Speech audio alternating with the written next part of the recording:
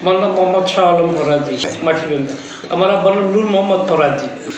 আমি গত রবিবারে আমার এক ছেলে এক মেয়ে, মেয়ে আপনার LLB পড়ে স্টেট ইউনিভার্সিটিতে, আমার ছেলে AIUB-তে ইঞ্জিনিয়ারিং পড়ে।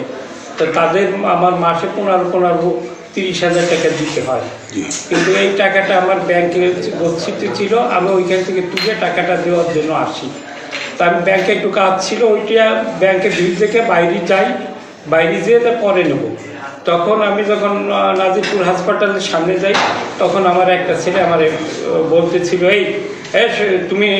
তুই নাজিরপুর আসছিস কেন? আমি নাজিরপুর আসছি, আমার ছেলের মেয়ের টাকা পাঠাবো, এই কারণে আমি আসছি।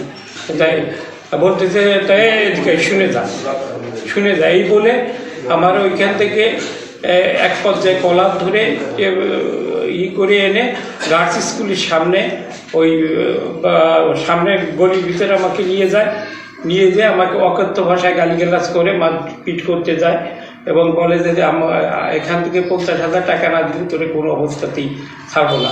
তখন আমি বলছি, আমার তো 50,000 টাকা দেওয়ার সঙ্গতি নাই, কারণ আমার ওয়াইফ চাকরি করে, এই টাকার থেকে এদের আমি মাসে খরচ দিই। তার নাম নাসিমা আক্তার। আচ্ছা। তারপরে এই কথা বলার সাথে সাথে বলে যে তুই চেকটা বের কর।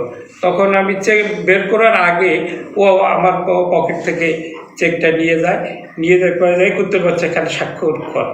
তখন আমি বলি যে ভাই, এই টাকা তো আমার সন্তানদের যদি আমি না পাঠাতে পারি, ওরা কালকে বাসা ভাড়া দিতে পারবে না, খাবার খেতে পারবে না।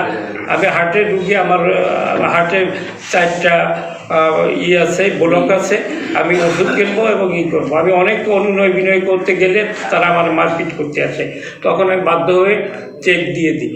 তখন আমাকে আটকায় রেখে ওই টাকা তুলে তারপর আমাকে ওইখান থেকে ছেড়ে দেয় এবং বলে যে আজ যদি নাজিরপুরে আসিস তোর জীবনে শেষ করে দেবো। আমি তখন প্রাণ ভয় আর কি পালাই, আমি বাড়ি চলে যাই। অভিযোগ করি নাই, আমার সন্তানরা পরীক্ষা দিচ্ছে এটা যদি তারা জানে, এবং আমি যে একজন বাবা, সেই বাবা হয়ে অপমানিত হব, এই জন্য আমি কোথায় কিছু বলি নেই।